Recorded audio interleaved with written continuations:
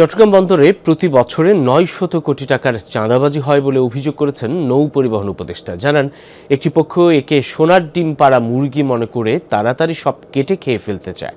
এ সময় তিনি বলেন, বন্দর নিয়ে আন্দোলন হুমকি বড় ফ্যাক্টর না, বিদেশি বিনিয়োগ ও প্রযুক্তি বাদ দিয়ে কুয়োর ব্যাংক হয়ে থাকার দিন নেই এখন।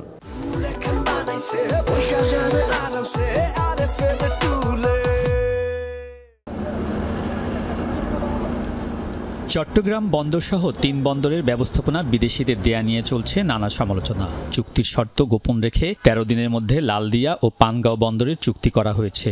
আবার লাভজনক হওয়া সত্ত্বেও ডিপি ওয়ার্ল্ডের হাতে নিউ মুরিং টার্মিনাল তুলে দেয়া নিয়ে আন্দোলন করছেন শ্রমিকরা। তবে বন্দর নিয়ে আন্দোলনকে গুরুত্ব দিচ্ছেন না নৌ পরিবহন উপদেষ্টা। দুনিয়াতে যাদের $1 ট্রিলিয়ন ইনভেস্টমেন্ট হয়েছে এই পর্যন্ত, আমাদের মতো দেশ থেকে, ভিয়েতনাম থেকে শুরু করে, ক্যাম্বোডিয়া থেকে শুরু করে, হ্যাঁ, এমনকি মিয়ানমার, ইন্ডিয়া, পাকিস্তান, আপনি খুঁজে দেখেন তো, পোর্টে সবচেয়ে বেশি ইনভেস্টমেন্ট হচ্ছে। আপনি যদি বিদেশি ইনভেস্টমেন্ট না আনেন, তাহলে তো এইসব করতে গেলে তো দেশে বিদেশি ইনভেস্টমেন্ট আসবে না, অতীতে আসেনি।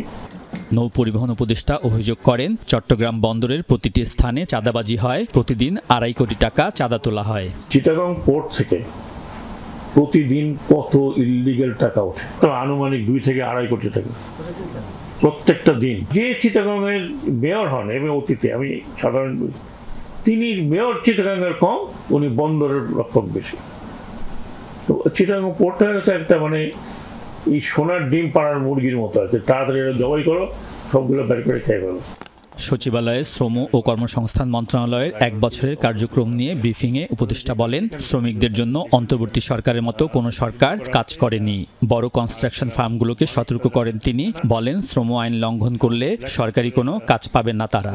ইচ্ছা মতো ব্ল্যাকলিস্ট করে একটা শ্রমিককে সারা জীবনের জন্য তাকে বসিয়ে রাখা, সেটা আর হবে না।